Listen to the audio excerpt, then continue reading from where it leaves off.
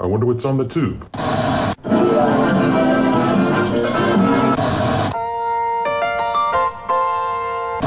Welcome back.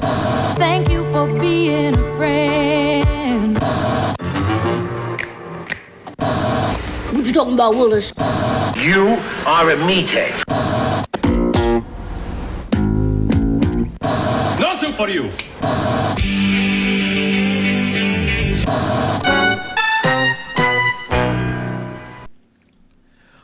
Welcome, everyone, to another episode of Sitcom My Face.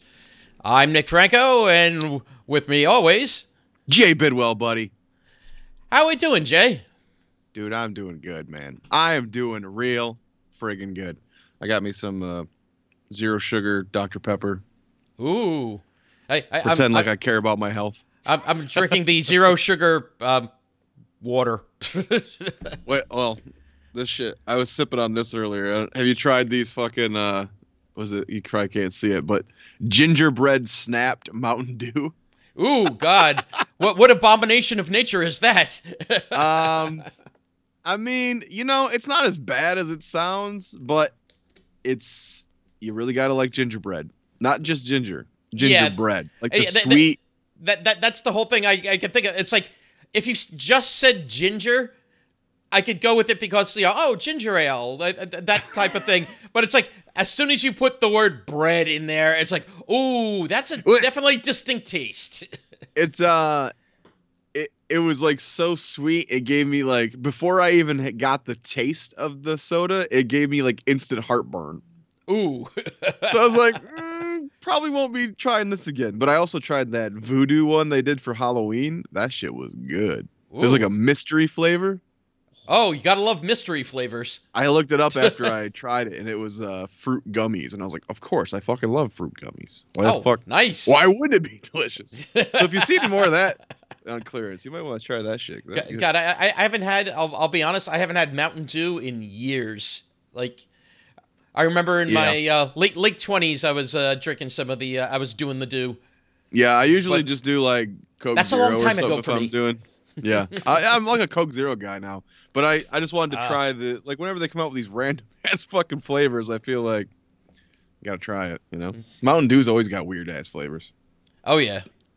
I was gonna say, Coke Zero, too. It's like, I remember, like, it was the big thing, and then all of a sudden it seemed to, like, fade. But I remember it was big, strangely enough, in Europe, because I used to work for a Swiss company, and like some of the people over there, it's like all of a sudden like Coke Null. It's like Null. Oh, zero. No. Okay. No. Zero. It's a fucking million times better than a Diet Coke though. That shit is garbage. That's Diet rancid. Coke it tastes like the can it's in. Oh, it tastes worse than the can. It tastes like the acid has melted the can. And that's what you're drinking. That's all. Well, you know what? It's like you're getting tastes of the can and the painted imprint of the Coke logo there. Everything melting. In fact, that's Diet Coke. Fuck all them sodas. We'll just stick to beer. There we go. Can't go wrong with beer. Good man. Cheers, my friend. Cheers. It's my drinks off camera. Oh yeah, hold on. Duh.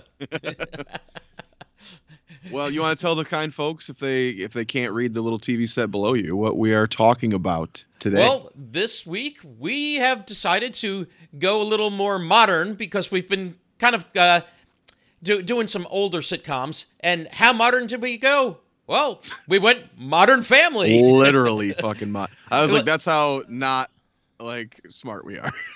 Exactly. What's a modern sitcom? Oh, this one's got modern in the title. Let's do that one. It must be modern. I mean, ironic when the show is like 50 years old and it's got modern in the title. They'll change it to like Vintage Family. Of course, yes. Antique Family. As it goes along, yeah. Well, like, what do you think about this documentary style? Is this mockumentary? Yeah, is that different than like interview style? Is that like is there a subgenre of that? You know what? It's sort of like I feel it's like a combo. It's not that direct documentary feel of, say, like The Office or Parks and Rec. But This does feel it's this- kind of like a mix. yeah. This is kind of the version of that I like Okay. more than like I've only seen that one episode of Parks and Rec we talked about on the Halloween Yes. episode, but like I've seen other things in that style. I may have seen an episode of The Office or something, but this one does feel like a different version of that style. Okay. And almost you kind of forget when you're watching it that that's the ploy, don't you? Mm-hmm. Whereas Yeah, in the yeah. other shows, I feel like they shove it on you so much you don't ever forget that it's supposed to be that style. Yeah, it's like whenever it goes away from it for any point in time, it feels a little more like, oh, wait, what's going on? Yeah, Well, when they well, well, when they this come one, back and they're it's- on the it's- couch talking to you, and you go, "Oh yeah, Mhm. yeah."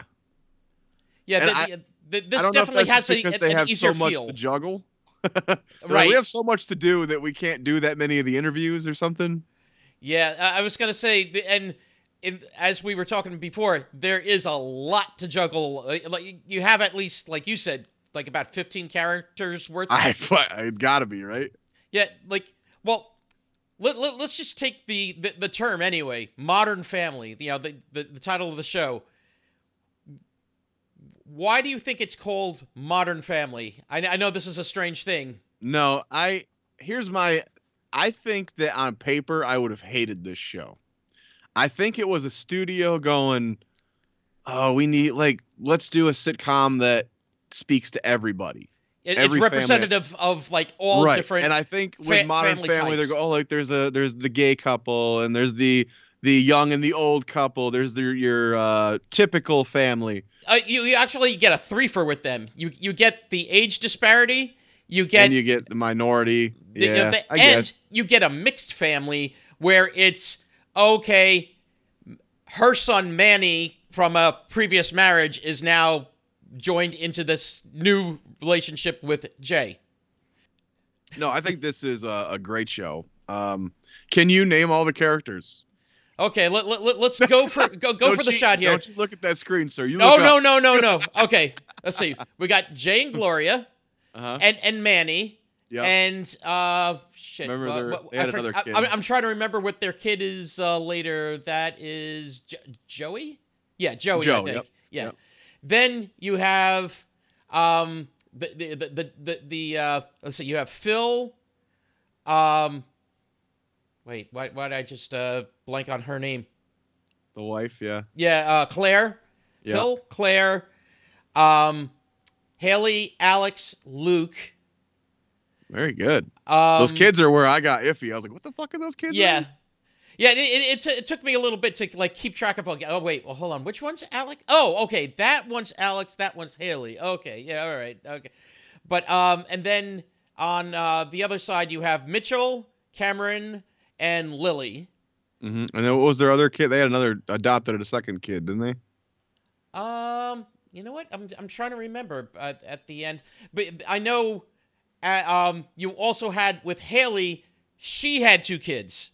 Mm-hmm. With Dylan? With Dylan, who actually shows up in the pilot. Yeah. He shows up throughout the show. He's like an on again, off again boyfriend. Mm-hmm.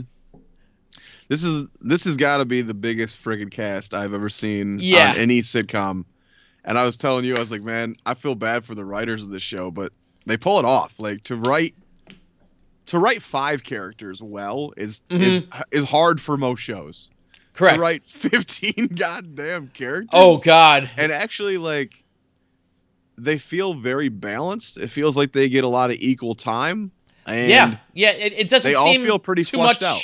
It doesn't feel like too much focus on one family or the other. They all really do get, and as you said, also the chaos of juggling multiple stories, multiple storylines, including some of the sub-families, like, okay, we're talking about Phil and Claire, like, okay, they may have something while Haley has something and maybe Alex and Luke have something. That's just that family. And then all of a sudden you have, Cameron and Mitchell and Lily, and then you have Manny, Jay, and Gloria. It's like, So you could have like several storylines going on at one time, which is insane, but they do that juggling act so well in the show. So, who's your favorite character, would you say, on the show? Favorite character? You had to pick one. You're giving one character a spin-off. Who is it? Ooh, a spin-off. No one else here. I'm trying to think who I'd give a spin-off to, because like each character has their pluses, minuses. I really like the dopiness and just like happy-go-luckiness of Phil. He's my favorite. He would be my pick. Yeah. Yeah, he's such a fun character to watch, and like he's one of those characters that also thinks more of himself, like not egotistically, but he thinks he's the smart guy, but charming and charming and that. But at the same point, you realize how like hapless he sometimes is. He would be the one I would give a spin-off to, even though I feel like he'd be the hardest one to come up with a show for. Yeah, I could see that. Because you're like, what do I do with him if he's just a realtor? What do I fucking do with him? I mean, any of the kids you could do like the college years or exactly. Like, no, fuck you. I still want Phil. Exactly. You have to have his family like abandon him. Well, here's a good thing that you brought up to me the last time, actually, when we were talking about doing Modern Family. Modern Family went how many seasons? 11. Yeah, Ed O'Neill is the king of 11. The king of 11, Ed O'Neill himself. I think we looked it up, and he'd only done the 2 sitcoms, I believe, and they both went for 11 freaking years. Yep. In the land of sitcoms, 11 years is pretty impressive. Yeah. Well, if you can reach double digits, you're past golden. And to get to 11. That's like unheard of when it comes to sitcoms, particularly nowadays too. Like I don't think sitcoms last as long. But do you agree? Married with Children had the privilege of being hidden on the Fox network, which at the time didn't have a whole lot of competition. So they were like, "Yeah, fuck it, let's keep going." Well, Fox. Yeah, they were one of the early shows. Married with Children was one of the early shows on Fox. Mm-hmm. And Fox, at the beginning, had the let's throw everything against the wall and see what sticks. They never got a finale, though. On the reunion, they said that they found out the show was canceled on the radio. That sucks. Like I think Christina Applegate or something said she was driving down the road and they announced like the canceled shows for the season. She was like, "What?" Damn. And then everyone called each other like, "What the hell happened?" But yeah, this one they got a finale at least. Oh yeah. That'd be screwed up. Two-parter actually. They did for the finale. So you want to jump into the pilot? Yeah. Well, why don't we jump into the pilot? Well, actually, you know what? Before we jump into that too, the creators of the show. Yeah. So I kept seeing Christopher Lloyd. I was like, "Is it that Christopher Lloyd?" And it is that Christopher Lloyd. And Levitan, I know that name. I want to say, is he one of the guys behind Just Shoot Me? Yes, it is. Okay. One and the same. I got you. Because I knew the name, but I think that's the only show that I know from him. Has he done a lot more? He actually has. Actually, I brought up some things earlier, and I saw it like, where he was the creator, writer, producer, director. He had a bunch. He had Just Shoot Me. A few that I never really saw. Stark Raving Mad. Never saw that one. Stacked. Didn't see that one. Stacked was the shitty Pam Anderson show. Right. Actually, Christopher Lloyd was on that show. Oh, wow. I didn't even realize that. And I remember being shocked, like going, "Why the fuck is Christopher Lloyd on this show?" But you know what? Maybe he was friends with the creator guy. I guess they might be writing partners. But Greg the Bunny, that was one of his. Yeah. That's got its moments. Yeah, definitely for a premise and just like a couple of the. Do you remember actors. The cast of that show? Well, that was with Seth Green was the main, right? Seth Green, Sarah Silverman, Eugene Levy. Yeah, it's a crazy cast, and then you got this bunny rabbit, and those started as like they were bumpers on. Was it AMC or some one of those? Oh no, the Independent Film Channel. Oh, okay. Greg the Bunny was like a commercial bumper thing they would do. Damn. and then they gave him a sitcom. There's one joke the only joke I remember from all of Greg the Bunny that I do quote quite often about What's that? random shit. They were out paintballing. They were doing like a staff retreat because they worked on a kids show, and they were paintballing. And there's a character on there that you could never do now called Tardy the Turtle, and yes, he was special. And he's eating the paintballs, and he goes, the green ones make me horny. God. Every now and then, I'll be eating something, and I'll look at someone and just go, the green ones make me horny. Only thing I remember from that show. That and the count. But anyway, anything else popular he did? Yeah. As a writer and producer, he actually... Here's some you might recognize, besides Greg the Bunny. Wings? The Larry Sanders you know what? Show. I've never really watched Wings. Oh, Wings was a great show. Is it a good show? All right. Yeah. Was that Weber, right? Steven Weber? Mm-hmm. And what was it? Crystal Bernard. What's his name from Monk? Oh crap. Shalhoub? Yeah, Tony Shalhoub. Yeah. See, I always saw Steven Weber on there, and the only thing I knew him from was that shitty The Shining TV version. Oh. So okay. when I was young, I was never like, I'm not watching that guy's show. He was also a writer producer on Frasier. Okay, so did he come from Cheers? No, it does not look like he was. He was also a writer on The Critic. Do you remember that animated show? I do. I have the box set. I was a big fan of that show. I actually had the Greg the Bunny show too, and I think that would be one we could cover on the short series because I think that was only like one season. I think. That's it. I think like 7 episodes. That was like really short. I think. I believe you're right. Yeah, like I don't think it reached double digits. It's a 1-disc complete series. I'll tell you that. Yeah. It's one of those. He was also, let's see, producer on Larry Sanders. I also had that complete series. Oh, he was also a director. Let's see, Just Shoot Me, That Stark Raving Mad. He was also on Yes, Dear. I did like Yes, Dear. I think that might be another one of those shows that's hard to find now. Because I never see that streaming anywhere, right? Yeah, I don't remember the last time I saw it, like as far as, besides like on a cable channel, like occasionally popping I'm going to up. look that up when we talk next. Because I think I like that show. And I have not heard about it in a long time. So that might be one of those you got to find. That was a Greg Garcia, I think, who did. I think so. My Name is Earl and all those. Yeah. I remember also what's his name made a few appearances as Anthony the main character on Yes, Dear. Greg was the main character. Yeah, Greg. I believe it was his dad was played by Tim Conway. Oh, yeah. I do remember that. Yeah. Those were some funny moments when Tim Conway was on. Yeah. What's a Tim Conway? Well, about 130 pounds. Just about. Oh, you know what? I just realized. Hold on. We're talking all this shit. You know what? It is a different Christopher Lloyd. It is, really? Wow. Wait a second. I didn't realize that. For the actor, see Christopher Lloyd. This is the writer-producer. Okay, so it is. That's what I wondered, because you have different guilds, so you can have the same name in a different guild. I was looking at his date of birth. I'm like, no, Christopher Lloyd's got to be a lot older than that. So I was wrong. Sorry. Damn it! All right, kill him. Everybody, kill him. I'll send you his address. Send your complaints too.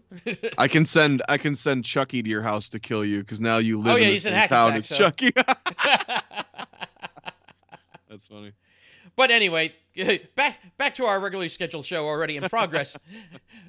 Okay, Modern Family. You wanted to go into the pilot.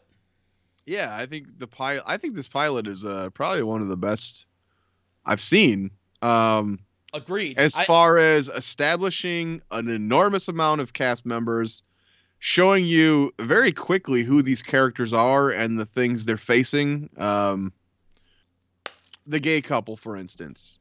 Okay, Mitchell and Cam.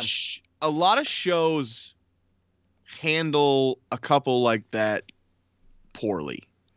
Oh yeah, no, I agree. And I think that Mitchell and Cam are two of the more interesting characters on this show, not only because of their relationship, but because of the way um they encounter the world. Really, like they show you a little bit of the prejudice in the pilot immediately. They're already on defense. Right. When they're on isn't that the first scene of the pilot where they're on the plane? Yes, they're on the plane. They've adopted a little girl from Vietnam, Right. who is Lily, and what is it? The stewardess comes by and says, Look at her. Oh, how cute! Look at her with the cream puffs. Is that what it was? with those 2 cream puffs. With those 2 cream puffs, and immediately he thinks that they're referring to their homosexual tendencies.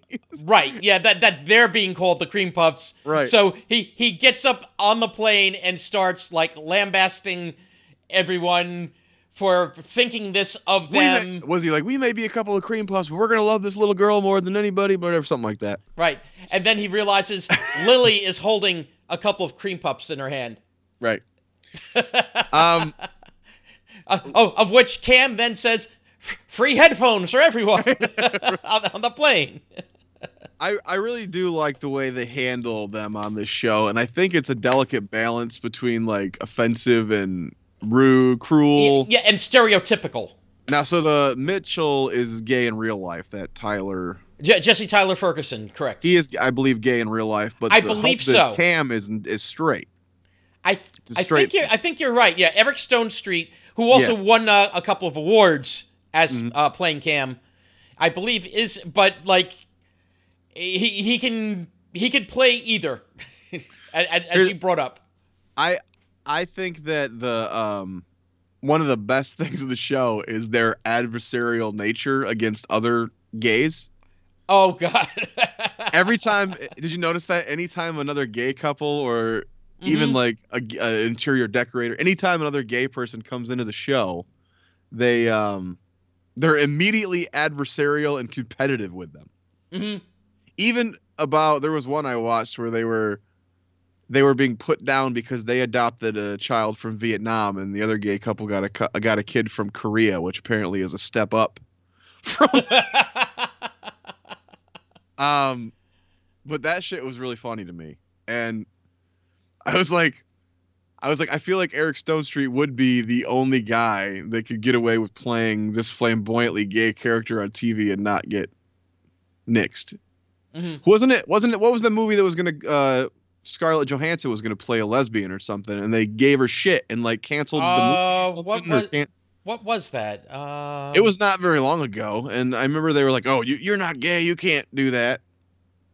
Oh, crud! It seems weird that some people get a pass, and I don't remember which movie that was. I don't know. Did they make it or did they cancel it altogether? That's what I'm not sure. It's like without her star power, they can't make that. I mean, I would have watched that. Give me the Scarlett Johansson lesbian movie right now.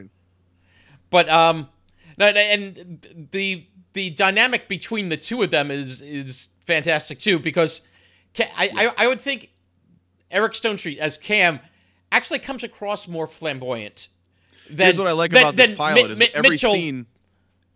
Go ahead. No, I was going to say, I think Mitchell sometimes, not that he's hiding it, but like there's been times in the series where he's wanted Cam to kind of tone it down. Yeah, and that's what I'm saying is like you kind of have. I mean, I guess they're kind of both flamboyant, but they are different levels of that stereotype. Mm-hmm. Which is why I think it works well because you do get both ends of that, you know. But I would say, I've seen a lot of shows. This might be the best gay couple in a sitcom. I agree. Yeah, this was like again definitely the funniest. Yeah, but the way they're handled, like their relationship, the way the characters themselves and the storylines given to them are handled it's tremendous. As a straight man, it's easy to get too much shoved in your face. You know what I mean? Understood, but like, and like I have that problem with the Connors, with the little kid. I don't need to know about this little boy's sexuality on the Connors. Oh, okay. And he's so effeminate about it, and I feel like they're preaching to me. You know what I mean? Mm. Modern Family doesn't ever feel like they're preaching to me. No. Actually, I feel like this show, this has my favorite amount of heart. Like this show, very few shows can do this. Like they have really heartfelt moments. They typically save it for the last minute of the episode. Mm-hmm. It's hysterical, and then the last minute, you feel a little something, and then you go home and you're like, "Hey, I laughed, I felt things, and I'm happy now." Mm-hmm. Yeah. A lot of sitcoms, I think, at times can come across when it comes to like, like families, relationships, that type of thing. Mm-hmm.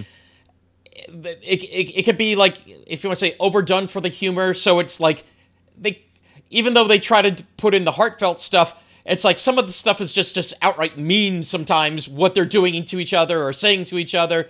I don't get that from Modern Family. It's like, it's funny without having to go there, but it's the right amount, like you said, of that heart, and that's also not kind of shoved down every episode. It doesn't ever feel corny. It really does feel heartfelt. Right. It doesn't seem contrived. It doesn't seem... Raising Hope did that really well too. They would always it was always hysterically funny and even more over the top than this show is. Mm-hmm. But they'd always give you a little grounding moment at the end, you know? You're like, "Oh, that's nice." You know. And I like that. I think this show does that perfectly. So then who's the next couple we meet? Okay. So, we had them.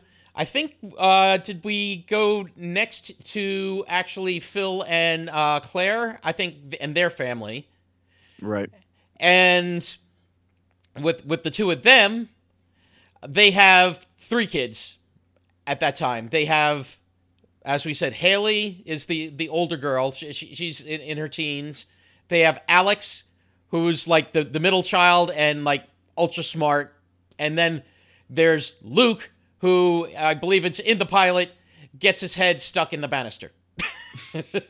He's one of those kids. Which they mentioned again in the finale. I think they're trying to sell the house or something, and he's like, "Oh, that's the banister he got his head stuck in." This couple's great. Yeah. I mean, all the couples are great, but this Phil and Claire they're more your typical sitcom family. Yeah. She's more right than him pretty often. Oh yeah. Again, as we went over, it's like he thinks he's right. He thinks he's smarter than he is, but yeah, more times than not, yeah, she's definitely the one in the right.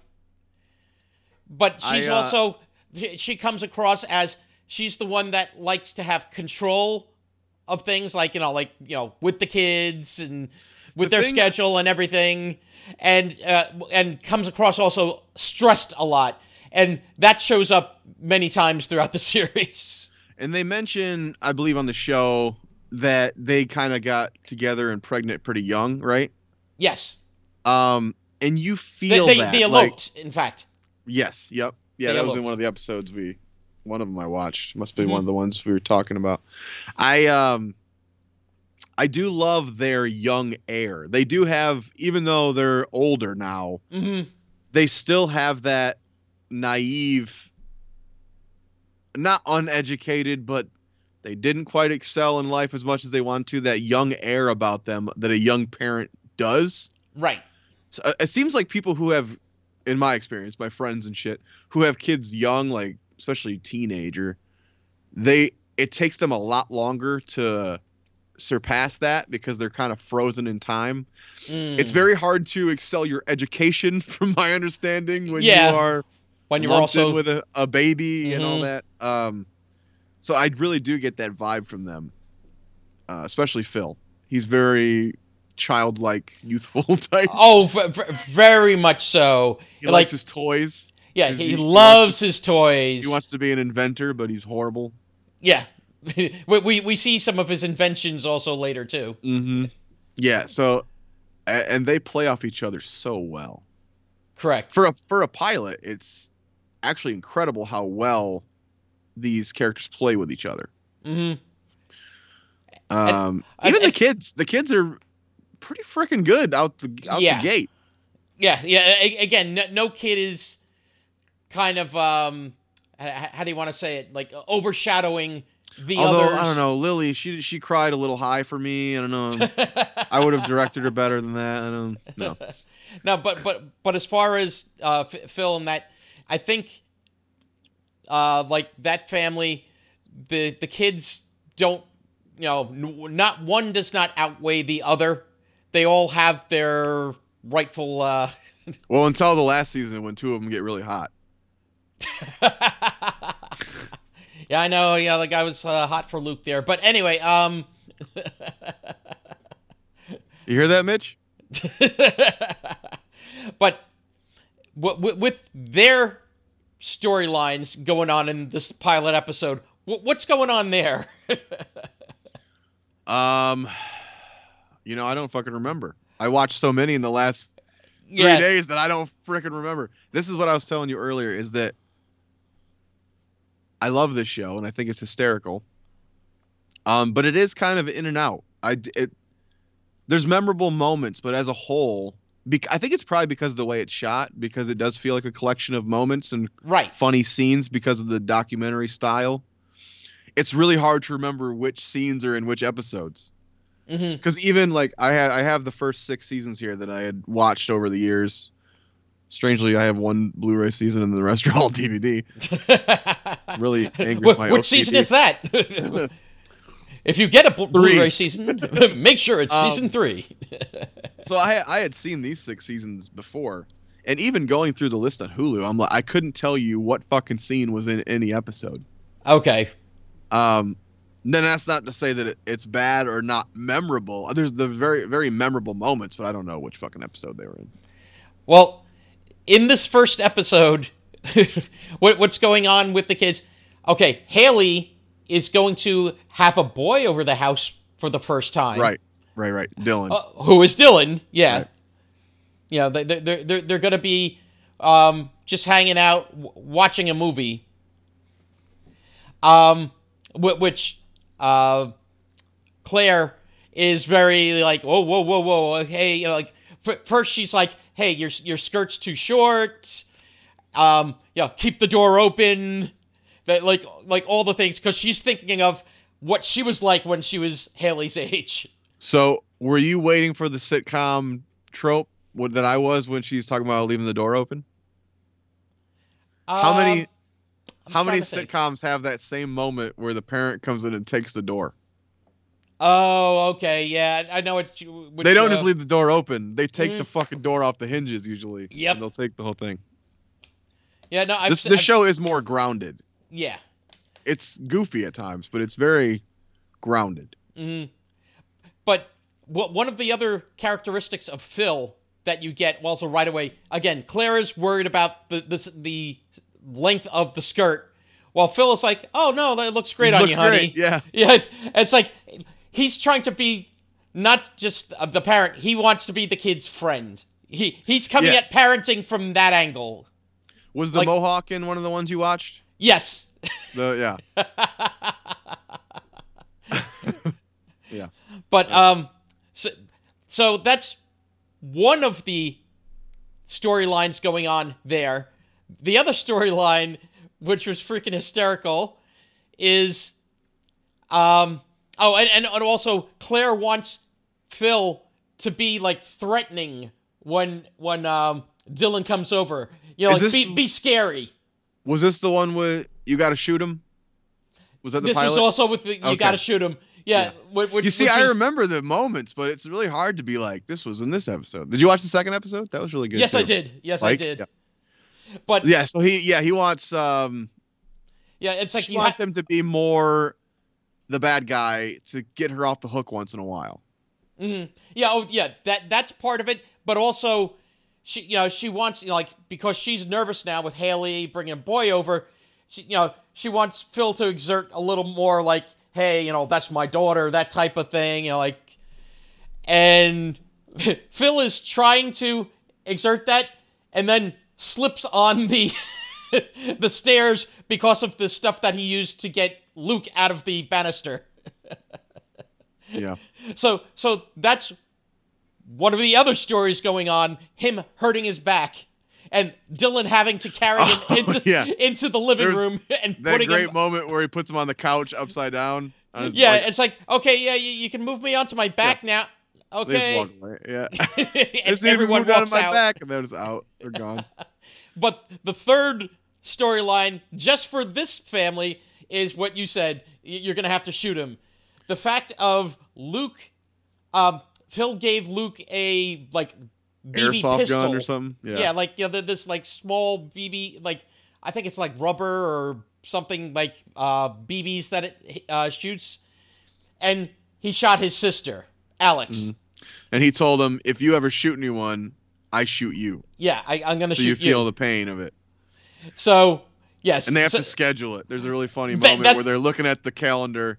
Like, I can shoot him tomorrow. No, we got that thing tomorrow. Oh, maybe I can shoot him tomorrow. Nah, well...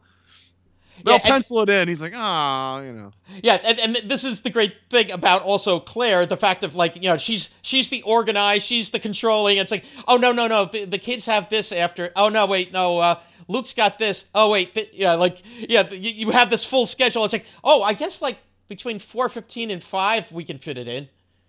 It's like, okay, it's on the calendar. And then so the final family we meet is my old buddy Ed O'Neill. Oh yeah, Captain 11. That should have been his poke high number, 11. Nice. What was it? I forget. 31, I think. Yeah. They have Al Bundy jerseys for poke high you can get. Yeah. I think it's 31, but I might be mistaken. It should be 11 now. But so Jesus. How do you talk about Sofia Vergara?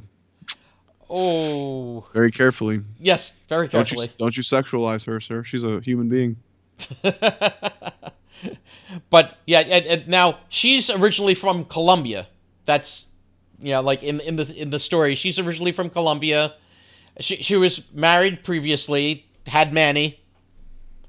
And the ex-husband, didn't he show up at one point? And wasn't it Lou Diamond Phillips or something? I think you're right. Yeah, because there were times he was supposed to show up for Manny and he didn't show up. Yeah, he's kind of a deadbeat dad. Yes. But that Manny fantasizes is oh, my dad is the greatest, he does this, he does this, he does this. And it's just usually his mom or one of the other adults covering for him, basically, for his real dad. Was this the one where he's supposed to bring him to Disneyland or some shit? No, that was in the second episode. Oh, okay. The first episode is where he's playing soccer, and he stinks, number one, at soccer, but he's captivated by this 16-year-old girl passing by on a bicycle, and right. He wants to profess his love to her. Yeah. So he's written a poem. He's like, you're gonna get your ass kicked, kid. Just what do you say? Aim.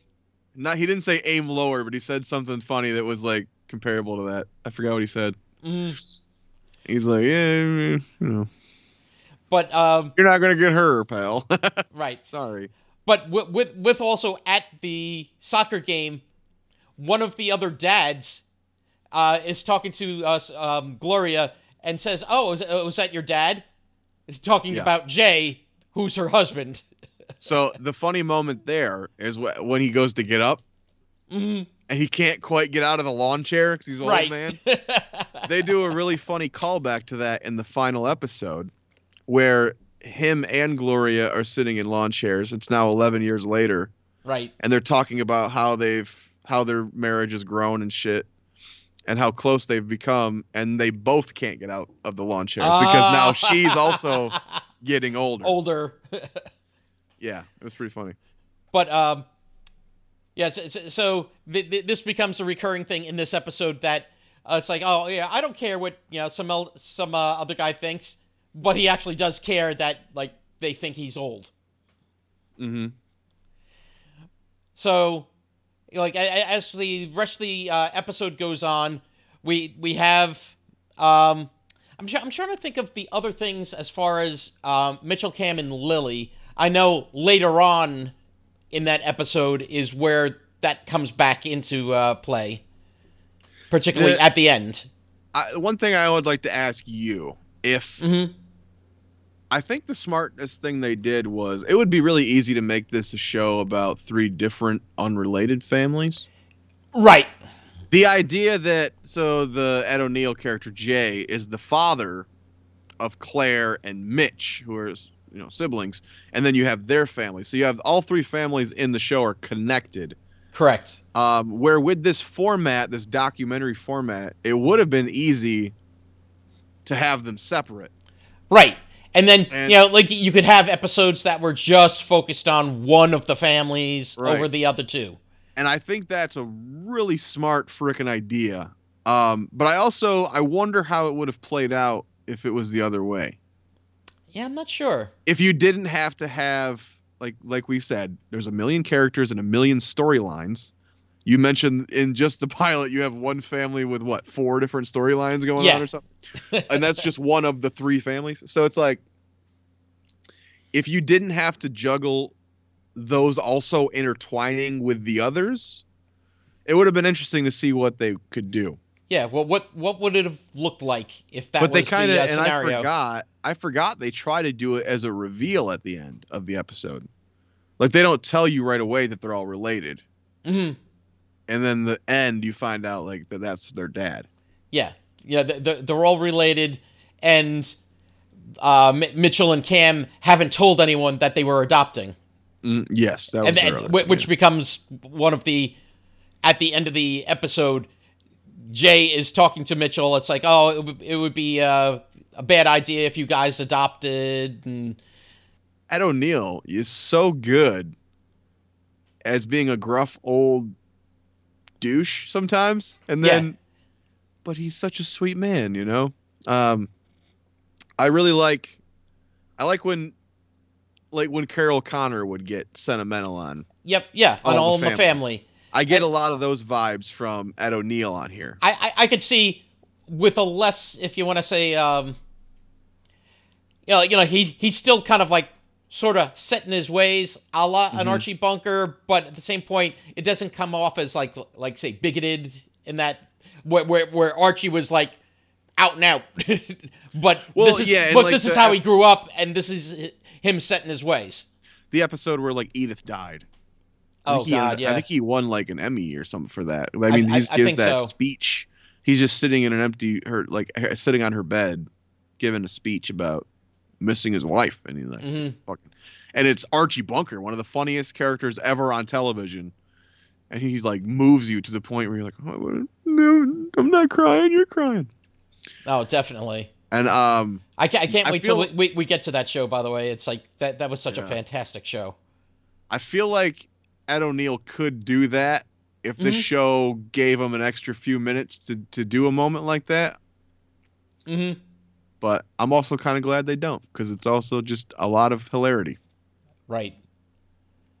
But yeah, I love though the way the reveal. Not just, again, how you were saying, a reveal that, okay, they're all one family, but the reveal that Mitchell and Cam have adopted, because this comes back up again in one of the other episodes that I watched, the season 10 finale, where Cam comes out in a robe, decorative robe. It's like a kimono to the music from The Lion King. Lion King. Yeah. And holding the baby up like Simba. Yep. So Sofia Vergara, gorgeous, also extremely funny in this show. Yes. You don't expect someone that gorgeous to be that funny, and she's absolutely hysterical. What was the first thing I saw her in was probably Soul Plane. Oh wow. Where she was just the stewardess, the sexy stewardess. Yeah, that was what? That was what? End of the 90s? Or was that the beginning of 2000? Probably 2002 or 3, I would bet. Okay, so it was early 2000s. What years did this run? I didn't look. Okay, this ran from 2009 through 2020. It ended actually in Very 2020. So that's how modern this show is. It ended last year. What was it still super popular like the whole run? Yeah, it actually. Okay, it was critically acclaimed throughout its run. It won multiple. Its first 5 seasons, it won for Outstanding Comedy, the Emmy. And So I can sell this season 6 DVD because that one sucks. I feel Well, like most of the ones I watched today were actually in season 6. yeah, actually, season 6 actually has one of the episodes, and we'll get to this one.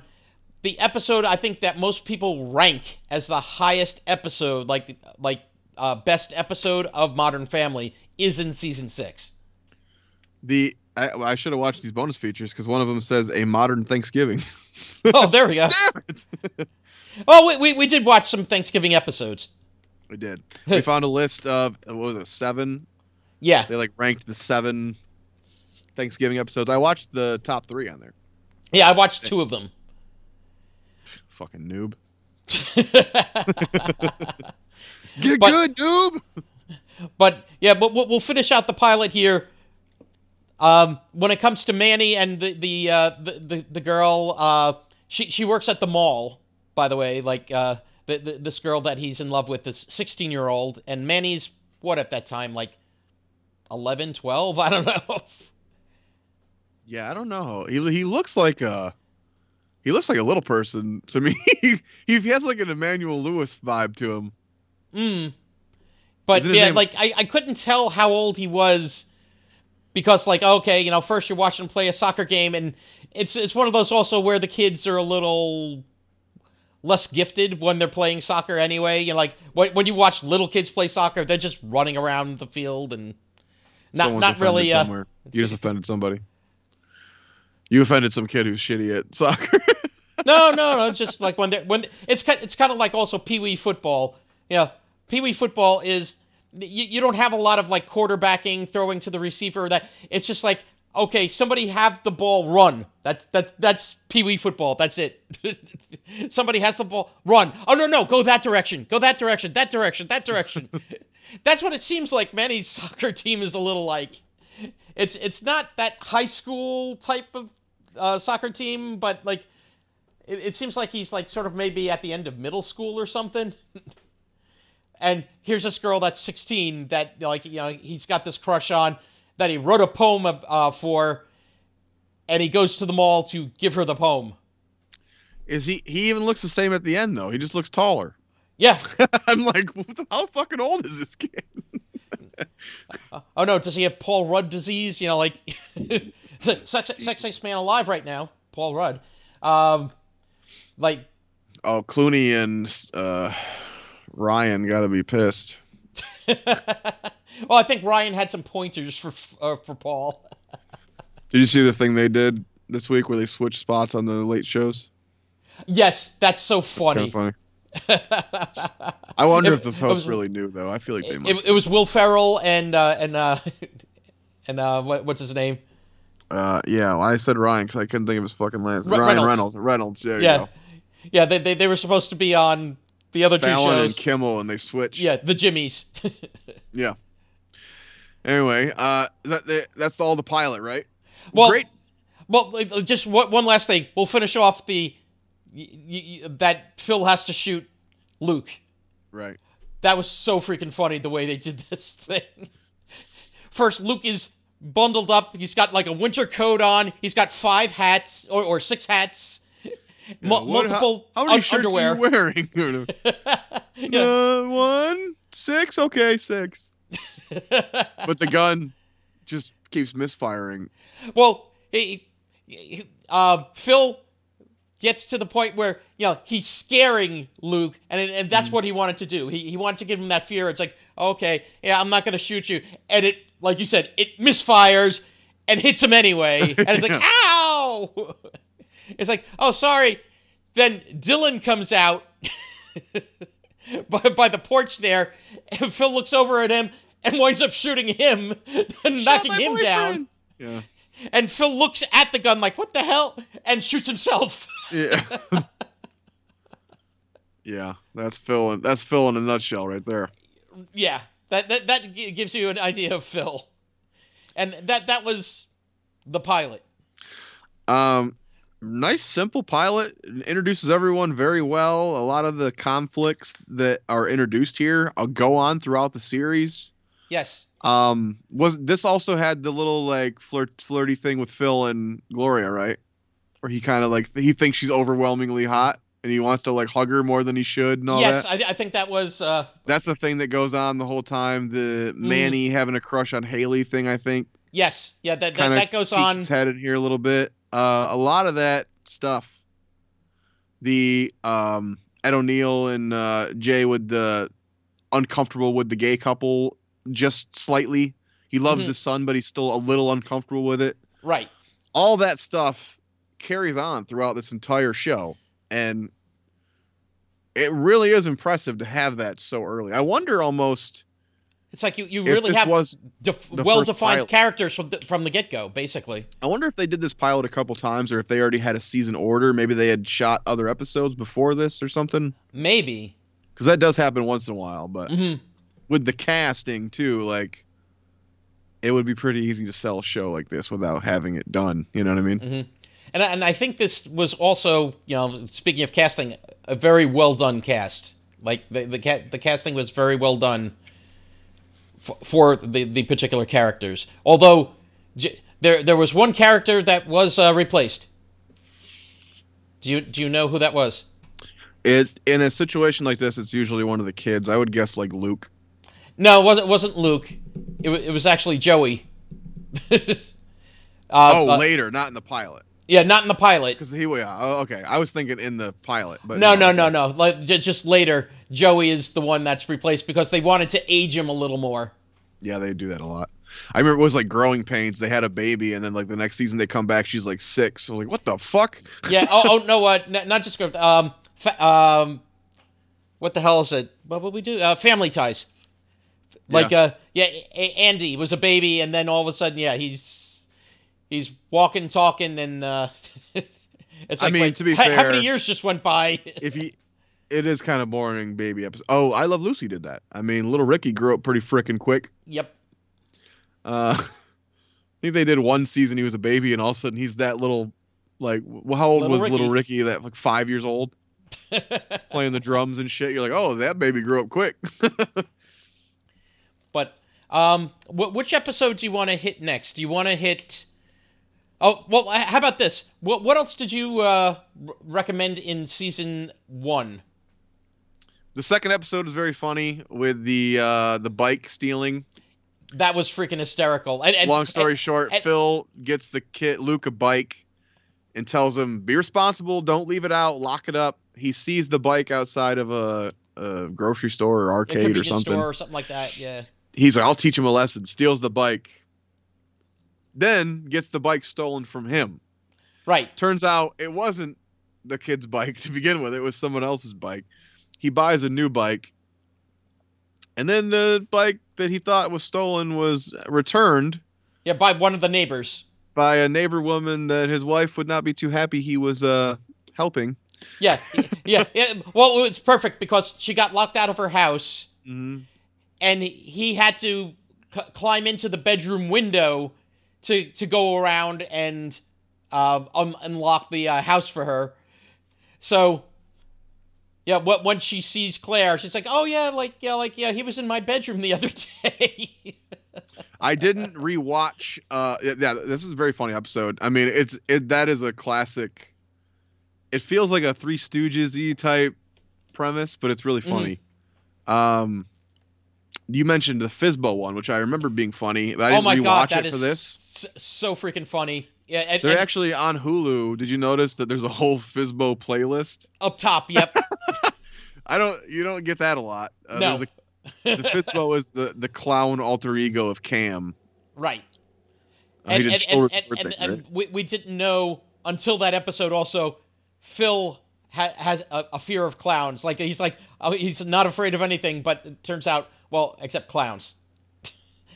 and his thing was his mother thinks it may have been because he found the dead body of a clown in the woods or something. Or other.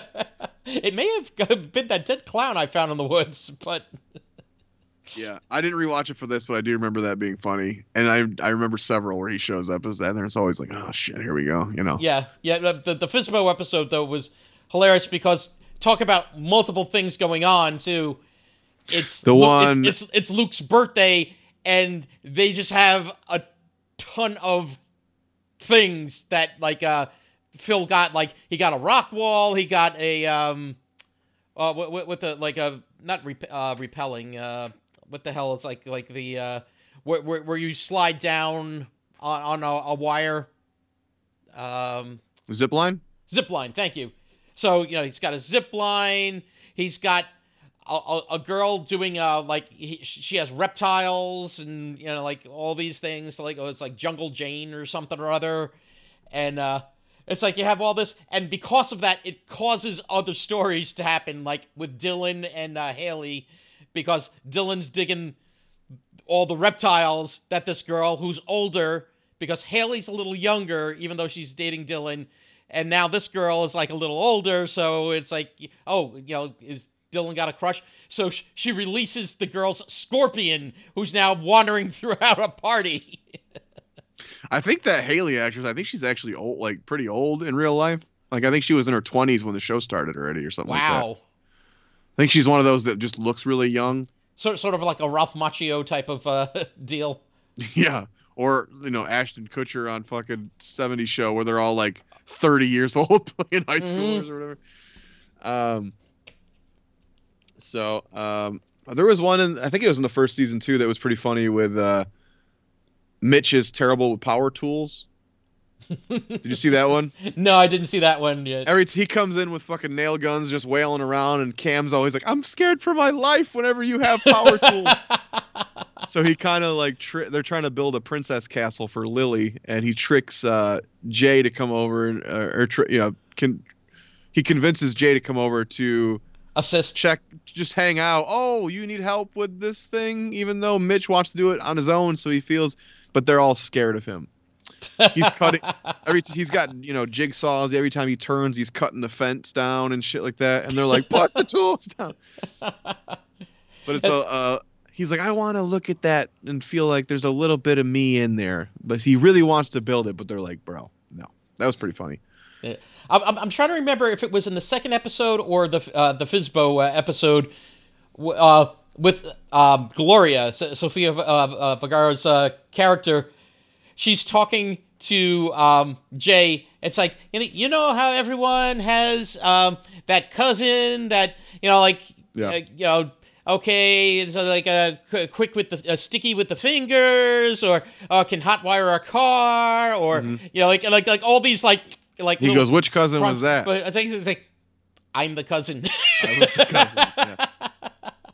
It's like, yeah, which cousin was that? It's like, there's a lot of funny references to her young life where she was like a criminal, and but they really kind of keep throughout the series like her background, like when she was in Colombia, sort of a mystery.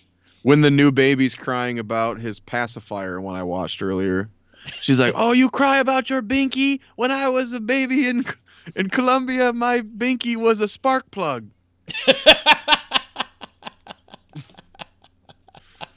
Yeah. Well, do we want to jump ahead now to you want to hit which middle episode? I know we have the Thanksgiving ones. I watched 3 Thanksgiving ones. I think one was in season 2. One was in 4 and 6. I think something like that. There was the 3 turkeys. The 3 turkeys was I think in 6. Phil's sexy house, and what the hell is the other? Pumpkin Chunkin was season 2, I believe. Yeah, that's the early one. Yeah. Do you want to hit on one of the Thanksgiving ones then? Sure. Which would you rather hit right now? Phil's sexy house the or the Phil's Sexy Sexy House is a very funny episode. Yeah, And but it has so I little thought it to do was with a cheat. Thanksgiving. Yeah, it was number one on the Thanksgiving episodes cheat. I think it literally opens with them getting up from the Thanksgiving table. Yes. And that was like the entirety of the Thanksgiving content in the episode. Yes. And the Never fact comes that up Haley again. had to bring like a doggy bag with her or whatever. That's it. Yeah. Very funny episode though. They're all basically Phil's a realtor and he has a model home or a home he's trying to sell, and the entire family, unbeknownst to each other, are using this place as like a love shack or a place to go drink or you know, a makeout place. Very funny episode.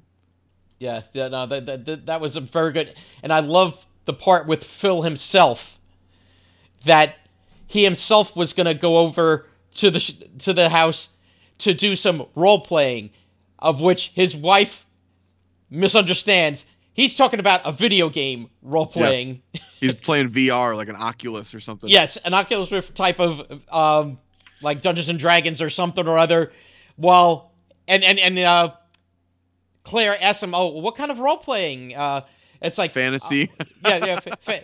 Fantasy, medieval dragons. Yeah, it's like, oh, so she comes over later to the house dressed as like a sexy elf or. That outfit do it for you? Oh, well, that was a good outfit. Her daughter said she looked like a medieval whore, I think. Or a medieval prostitute, one of the two. Oh, yeah, that was a good one. The Three Turkeys one, I think, would be the best representative episode of Thanksgiving. Yes, and being that it's Thanksgiving coming up soon, yeah, let's hit Three Turkeys. So, basic premise, you have your family holiday. They're letting Phil take the reins in cooking dinner. Mm-hmm. And Claire's afraid that he will not do it right. So she has prepared her own turkey. Yes. Meanwhile, Jay and Gloria have decided that they were going to go on vacation, I believe, and they decided once their flight was canceled that they were like, you know what? Fuck it. Let's just have a nice personal, little alone, quiet, have a Thanksgiving to ourselves. And of which they have a turkey as well that they're cooking. So they're kind of at home. They do a whole little video. Oh, look, we're in Mexico. Oh, sorry, you can't be there. The whole family ends up showing up at their house. Was there something wrong with the oven? Is that what it was? What was the reason they went there? I forget. Yeah, I'm but trying the to whole think family ends up at their house where they are hiding out, and they're like, shit. Yeah, and as they make their way through the house, they have to keep moving to another part of the house, right, to get away from them. The funniest thing to me in this episode was he's using like a app or something that's speaking to him, telling him how to cook, and it sounds like, what's their fucking name? Nigella or what? Sounds like Julia Child or something. Yeah, she's like a British chef, a well-known chef that has a very nice voice. Mm-hmm. But she's kind of poking fun at him too, and he thinks she is. Mm-hmm. Like, what happened? Where she said like dinner's going swimmingly or something, and he's like, "What happened to the nice lady I was working with?" Because he thinks that she's kind of being sarcastic. Well, like she's on his case too now. But you actually in this episode you have like one turkey, the one he's cooking, that eventually winds up overcooking and shrinks the bird. Which reminded me of the Newhart episode we discussed. Yes. Because he even calls it a pigeon. She had a hummingbird. He had a pigeon. But so yeah, in trying to sneak back into the house, Jay and Gloria realize they forgot the child. Right. So he's got to put his coat over like a pumpkin to fucking hide the fact that I've got to put the kid to bed. But he's also got a turkey in the oven, but it was a much smaller bird. Mm-hmm. So he's like, you get the turkey, you get the bird out of the oven and hide it. But she takes Phil's turkey instead of his smaller turkey. So when Phil goes to the oven now, he's like, oh God, the bird shrank. Mm-hmm. How am I going to feed a family of 11 with this? And what do you call it? She puts that bird into one of the suitcases to smuggle the bird away. Now, Claire and Alex have Lily's backpack, which they're smuggling the backup turkey in. So you have two smuggled turkeys and one. Yeah, it's just a goofy, frantic episode, and I think it's it's a good Thanksgiving episode. It's very much. This was the one that had the Manny Haley thing too, right? Yes. Where he keeps accidentally groping her. Yes, is that right? Groping her, kissing her, like it's like she goes in underwear. for a hug. He went in for to give her a kiss on the cheek, so it winds up like a regular kiss. It's like he does the George Costanza's dad, the shortstop in the car, right? Slams the brake and grabs her tit, right? You stop short. Yeah, that was funny. There was something with the underwear he finds, like her underwear in the bathroom or something, and she catches him with it. Yeah, well, because there were no dryer sheets. Yeah. A lot of things were static, so he had a sock sticking out of his sleeve, and her underwear was sticking out of his pants. This of the 3 Thanksgiving ones I watched, I would probably say this was the best one. The Chunkin' Pumpkin's kind of funny. Mm-hmm. I will say though, in what was it, 6? Yeah, season 6, episode 16. That's the episode that a lot of the ranked lists puts as number 1, and I have to say it was a very innovative episode. Connection Lost. Yeah. So you brought that one up. I don't know if I had seen that one. I feel like I had. But, and there was a lot of movies that came out around this time that were doing that gimmick. So I'm pretty sure that was their parody. There was that movie Searching.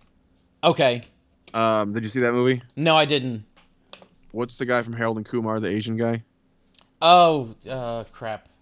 Yeah, it's not coming to me right now. But he did a movie where he's got a missing daughter, and it's a drama. It's him and I think Deborah Messing, strangely enough. Ah, okay. But the whole movie is him doing exactly what this episode does, where, for the audience, the entire episode is on a computer screen. So all you only see what she's interacting with Claire on the computer screen. It's Claire's iMac, I think. Yeah, is what she's using. If you've seen the movie Searching, there was the horror one, I think was called Unfriended.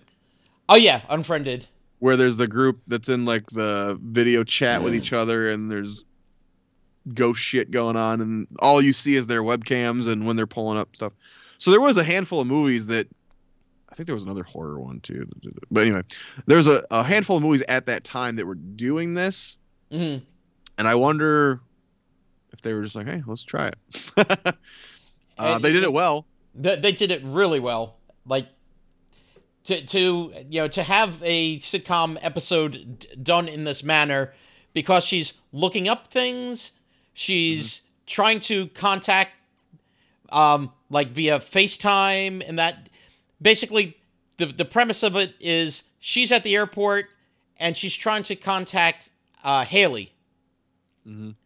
And more and more information that she's finding out, on Facebook, she actually has another identity that she uses, as a teenage boy that can see Haley's Facebook ID, and it shows that she's married. Yeah, she's updated her status to married. She's like, oh my God, I think Haley's run away to get married. She also breaks into her cloud, iCloud photo account, and yeah. You know Haley's doing password? So you can find the telephone. She's like, do you know Haley's password? She's like, yeah, she mailed it to me along with her diary key. She's like, you try password. And she's like, okay, she tries it. She's like, I'm kind of glad that didn't work. What do you say? I gave her a tip about using her favorite literary character. Yep. And she types, I got in. What was it? Snoopy. Snoopy. Yeah. So yeah, the whole episode, all you see is everything she's doing, which There's a bunch of funny stuff where she's FaceTiming Jay, her father. Yep. And it's always like a close up of his ear. Or he thinks he's taking a picture of the kids. All this shit. Yeah. Yeah, they balanced the comedy really well. She's talking to Mitchell about his birthday. And I guess she forgot, perhaps, or something. Yeah. So she's pulling up the shopping site to buy him like a T-shirt. Yeah, I think a Ralph Lauren T-shirt or whatever. It's like, yeah, and I'll check. And he's like, I'll check the invoice date. And she's like, she closes the window. Yeah, she goes, oh, my present's on the way. Like, oh, I can't wait to get it and read the date on the invoice. And she's like, shit, closes the. So there's little jokes like that really work. Yeah, it's. I would say it's innovative. Had I not seen all the movies that I assume came prior to it, but very, very well executed. Very well executed. And again, being able to tell this story along with you have other things going on at the same time, because Phil is he's supposed to be playing video games. Yeah, he's playing video games while he's supposed to be watching the kids. He didn't know where his I think either of the other kids were. Do you remember what game he was playing? Halo. Yeah, it's ironically enough, I think the new Halo came out today or yesterday. Oh, wow. What timing.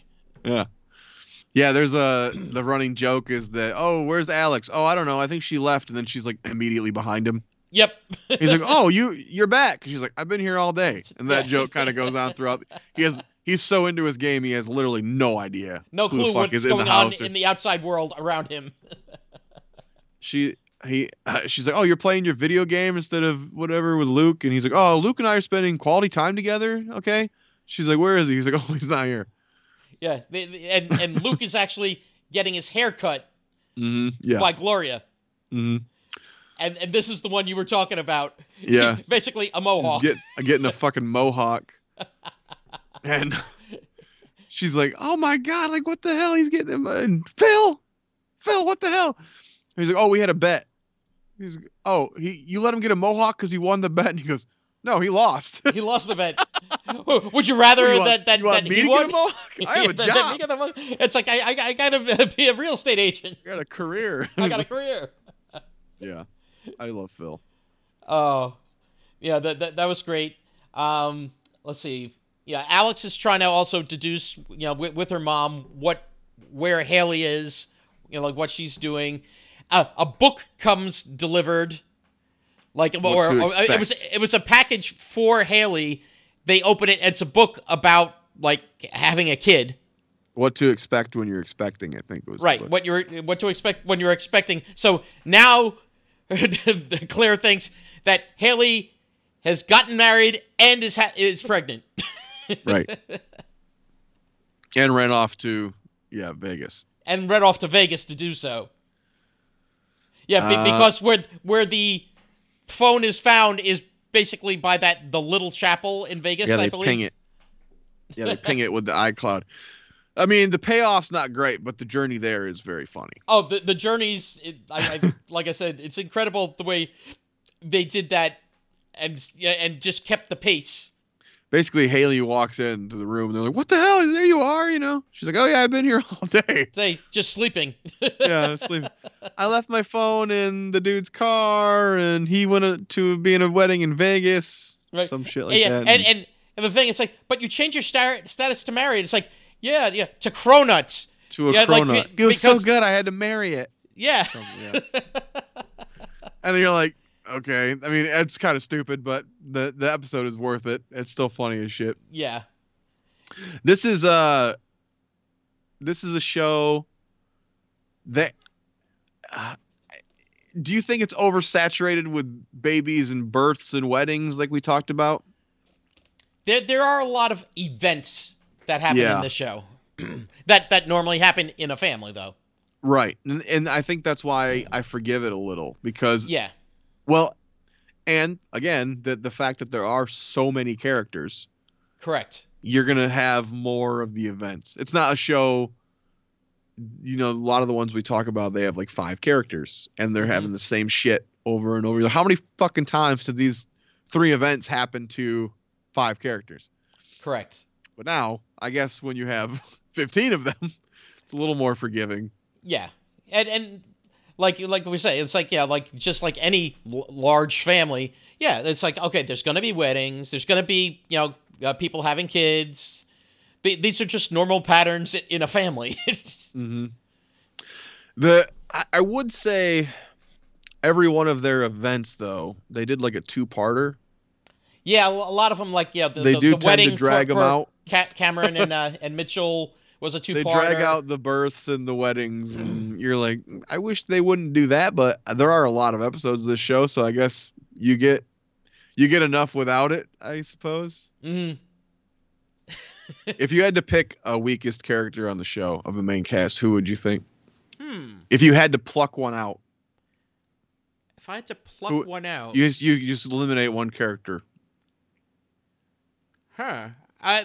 You know what? Some of the later kids, like, yeah, I don't know. Yeah, like, there are some retreads with the later kids. Yeah. Yeah, but Joe and Manny are funny, but it's all stuff we've seen before. Yeah.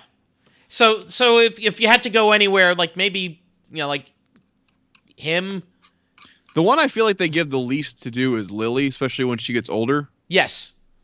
I agree. I don't feel like they utilized her a lot from what I watched. I mean, she's kind of comes in and she's got that like monotone, kind of a Daria vibe almost. Mm-hmm. And she's funny, but I don't ever remember her, maybe 2 lines an episode or something. Yeah, like the one episode. Which one was it? Was it this one? Or I'm not saying she's bad. I just kind of feel bad for her because they didn't really do much with her. Yeah, the Thanksgiving episode, she had more dialogue because they did. She wanted to wear her like Tyrannosaurus shirt. It's like no, you got to wear the dress. So she puts it over the Tyrannosaurus shirt, and then because then later Cam and Mitchell dress up in Gloria's dresses. It's like, see, we're wearing dresses too now. The best line in that scene was, he goes, I can't believe I fit into Gloria's dress. And he goes, calm down. It's a maternity poncho. So yeah, I feel a little bad for her. They turned her into every sitcom when they have a baby. There's always like, let's just say the baby's in the other room or the baby's sleeping. Yeah. They basically hand her the baby and make her walk away. Mm-hmm. That's 9 times out of 10 what they do with her in the later seasons. Oh, why don't you put the baby away? Okay, bye. Never see her again. But no, I definitely get that. Yeah, like she was definitely underutilized. The final episode was a 2-parter. It was okay. There wasn't a whole lot of. I mean, it's a typical. The kids are going out to college. One's going on like a job excursion in another country even. Alex, I believe. And Cam and Mitchell, I think, are moving. He got another job at a university because he's like a coach, something like that. But the running gag is every time they're about to leave for their flight, they do the big family goodbye where they all hug and cry. Mm-hmm. But then at the last second, they find out their flight was canceled. So it's like, oh, we got 2 more hours. And then they do it again. No, we're gonna miss you. Da da da. And then oh nope, we got a rain delay. God damn it! So they keep doing that. So by the last time, they're like, okay, bye. See you. See you, Chris. That kind of shit. And that was kind of funny. It was a good finale for the series, I would say. Yeah, I didn't watch the finale, but I heard though it's like, yeah, it's not one of like, okay, best finales. Again, like when we get around to like Newhart, it should have ended. Jay should have woke up in bed with Peg Bundy. Oh, there we go. Al Bundy should have woke up next to Peg and said, I had the craziest dream. I still love rub my butt, Al. I think I was telling you about Futurama, the one episode where of course because Peg what's her name? Katie Sagal. Katie Sagal, like she plays Leela, one of the main episodes characters, and there's another episode where Ed O'Neill plays one of the characters, and his character happens to be named Al. Well, I told you about when he showed up on 8 Simple Rules, right? Yeah, you were saying about that one. They kind of today cross. They were high school sweethearts, and they make a lot of references to. They're like, man, can you believe everyone else we went to school with is like married with children? Yeah, I love meta jokes like that. Did you see any of the episodes where Clara and Mitchell's mom shows up? Another sitcom royalty. No, well, I know. No, I didn't see with the mom, but I did see also for Phil. His dad is a bit of a royalty there. It was Fred Ward, right? Yeah, Yeah. Fred Willard. Fred Willard. Yeah. Yeah. He. I think they killed him on the show when he died, if I remember right. Yeah, I think he does die later season. They wrote in his death, but I don't know if they wrote in his jerking off in a movie theater. No. That was Paul Rubens. That also Fred Willard though. he also had some kind of public masturbation thing in the. Yeah, I don't remember that one, but. Yeah. So I would say Google it, but you don't want to Google that. Yeah, Fred Willard public masturbation. Google. Ah! I can't unsee it. It was Shelley Long was their mom. Oh wow! I got a couple of movies here. I'm going to give you a description of a movie. They're all thrillers and horror movies. I just want you to tell me what the name of the movie is. Okay. And tell me which actor was in it. Okay. So, this is because I was watching this and I'm like, I know all these people from horror movies, not from comedies. Like, what the... Oh wow. All right. A quadriplegic ex-homicide detective and his partner try to track down a serial killer who is terrorizing New York City. Quadriplegic. Okay, not just paraplegic. New York City. That's not summer. No. I would give you the years, but I feel like that would give away the actors. Right. Okay, I'm drawing a blank at the moment. That was The Bone Collector. Okay. You know which cast from Peter member? Jackson. Okay. You mean director? That was Philip Noyce, it says. But it stars Denzel Washington and Angelina Jolie. And okay. Which cast member? Okay. I'll say because he's been around a while, Ed O'Neill. Ed O'Neill. Very good. There we go. Start you off with a nice easy one, right? You're like, no. All right. Let's see here. This should be an easy one. A nurse, a policeman, a young married couple, a salesman, and other survivors of a worldwide plague that is producing aggressive, flesh-eating zombies take refuge in a mega Midwestern shopping mall. Okay. So is that Dawn of the Dead? Mm-hmm. Okay. Yep. The Zack Snyder remake. Mm-hmm. And which cast member? Okay. Hold on a second. Star in that film. Okay, because that's what's his name was yeah, because that was the one with Ving Rhames in it too, right? Yep. Okay. Oh shit. I'll take a shot and say what's Claire? What the hell's her name?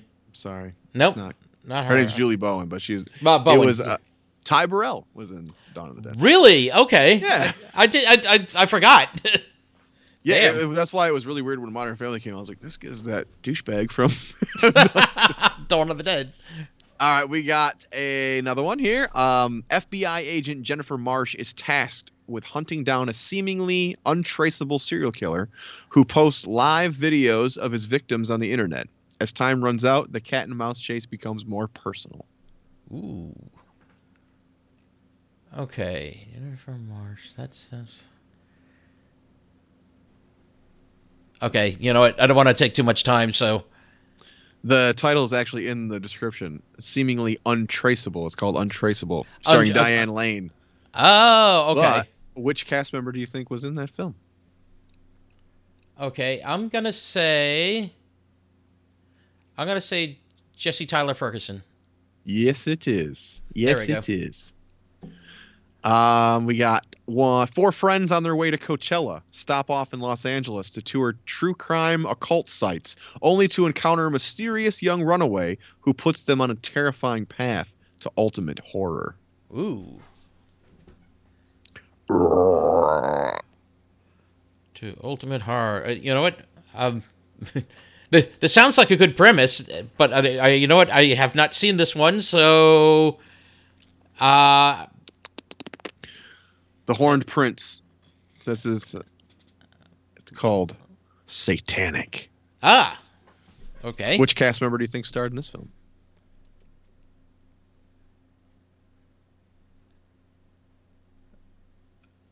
You know what? I'm gonna say Julie Bowen in this one. Sarah Hyland. Oh, okay. That was Which is Haley. 2016, so yeah, Oh, wow. it was not great. And maybe the most fucked up movie of the bunch here. Oh boy. I don't think you'll get this one, but a disturbed and delusional high school student with aspirations of a career in medicine goes to extremes to earn the approval of her controlling mother. Ooh. No, that's not about I doubt Kevin. No. A lot of people haven't seen this one. I will tell you the name. I'll Okay. tell you the year, 2012. Excision. Oh, okay. Yeah. Which cast member do you think starred in this film? I'm gonna say Eric Stone Street. Ariel Winter. Ooh, okay. Yeah. So 2012. Yeah, she still would have been somewhat young there. Yeah. It's just always interesting to me when I know people from more serious shit and then they're being goofy as fuck on a sitcom and you go, man, Yeah. it's amazing that it's all in there, you know? I know. I was gonna say I find it hard, like when you have someone going one way or the other, like just like we were talking the one day I believe about Bryan Cranston. Oh, you know, Bryan Cranston, like everyone knows him as like Walter White from Breaking Bad. It's like but I remember him from Malcolm in the Middle. It's like 8 seasons of hilarity. He was probably the best character on that show. Him and his wife. By far. Jane, is that Jane Krasinski? Is that her name? Or is that the other one? I always confuse her name with the blonde from 30 Rock, so I'm not sure which one it is. No. I think you're right. Oh, Jane Kaczmarek. That's her name. Kaczmarek. Okay. Krasinski's the one from 30 Rock. See, their names are too close. Change your names, ladies. Let this be a lesson to you. Don't have names that are too similar Just to kidding. another. Love you both. You're both hilarious. Okay. Anything else we need to cover with the show? No, I think like we went over a lot because there's 11 seasons to go over. So that's what I was saying to you. Is like, I didn't take comprehensive notes. This is the shortest notes I've taken for this show. I've seen a lot of it. I had seen the first 6 seasons over the years. I watched 20 episodes in the last few days. There was not an episode I would say was bad of this show. No. Every episode had at least a laugh out loud moment. Yes. Totally many of them, several. Characters are great. The writing is great. I never feel like it's cheesy when they pull the heartstrings. Like they do it just enough. Correct. And at the same time, like when you're, like I said, there's nothing like super memorable, but every time I experience it, I really like it. So, I mean, take that as you will. I would highly recommend this show. I would definitely do too.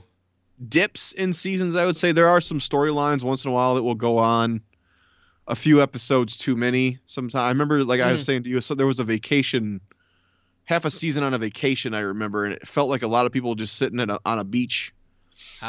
Stuff like that. But, I mean, the characters are great, and I don't know what else to say. I recommend this show. I definitely do. As when we were speaking before the thing, this is not a background show. Yeah. Like to me, a background show is like a show. It's a no-brainer. You can have it on in the background. You can kind of glance over it, and you could kind of be up on whatever. Oh yeah, okay, they're doing that. Okay, whatever. This show requires a little more focus because there are so many characters and storylines that go on. And not only that, the awkward glances are usually the funniest part of the moments. Yes. There's a lot of like someone will say something stupid and they kind of, there's the look at the camera, all that kind of shit. Mm-hmm. And that's typically a punchline. And Yeah. if you're just listening to it, you're not getting the scene. Mm-hmm. Because a lot of times what they're saying isn't the joke; it's the reaction to the joke or Yeah, the awkward silence. the awkward glances around, or yeah. But no, I definitely recommend. I told you, like, I didn't watch this religiously. Like, it was one that I had watched, some episodes, but it wasn't something that was always on my, I got to watch next week's Modern Family. But in hindsight, I will definitely watch more of this, my wife and I, because we're, always looking for something to watch. So this definitely fits the bill. Yeah. I mean, you don't need to watch 11 seasons of it. No, no. This is easily a show you can skim around. I mean, there's not huge overlying arcs that you need to know. It's like it's a family sitcom, all the typical shit. Oh, like I did. I popped into a last season episode. Was like, oh, Haley has twins now. I don't need to go watch the pregnancy episodes and the birth. I don't need all that filler. Yeah. This is probably a show that I will never watch all the way through, but it is a show that I can turn on, and like I was saying to you, it is so easily bingeable to the point where some shows we've had to do here, even if I watch 3 or 4, I kind of get bored. Mm-hmm. I never got bored watching this show. No. I actually had to remind myself several times, oh, I have to do something. I should turn it off. That's how easily easily bingeable this show is, and that's probably the nicest thing you could say for a show like this. True. Especially for one when it's all over, I go, I don't remember half of what I watched, but I fucking laughed the whole time. Right. I mean, that's impressive to me. I totally agree, and yeah, definitely. And I would say the higher tier of this was our 7th episode. I think this would be a higher tier, sitcom. Well, I think we're good, right? I think we're good. This has been one of the longer episodes, but again, we're dealing with the show that has gone on for 11 seasons, so give us a break. Yeah, well, that was the thing. Yeah, like you said, 3 episodes didn't really cover. That's why I watched so many, and like I said, it was so easy, so I enjoyed it. Same here. And for Sitcom My Face, like if you want to contact us, you can reach us at Gmail, sitcommyface@gmail.com. We have a Facebook page, facebook.com/sitcommyface. Our Twitter is @sitcommyface. If people want to watch your Twitch, you are Bidwellfog. Twitch.tv/Bidwellfog. BIDWELLFOG.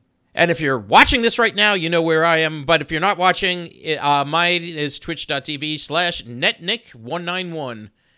Yes.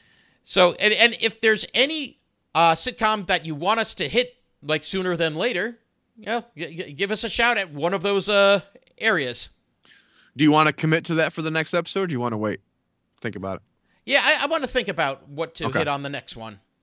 But I think we're thinking the early 2000s. That's where we're lying. Yeah, like either late 90s, early 2000s. All right, buddy. Well, this has been fun. I hope you enjoy your Turkey Day, my friend. You as well, JJ. And and definitely give the pup a slice. Fuck that dog. I mean, For Sitcom My Face, I've been Nick Franco. And I have been Jay Bidwell. And we hope you will Sitcom My Face.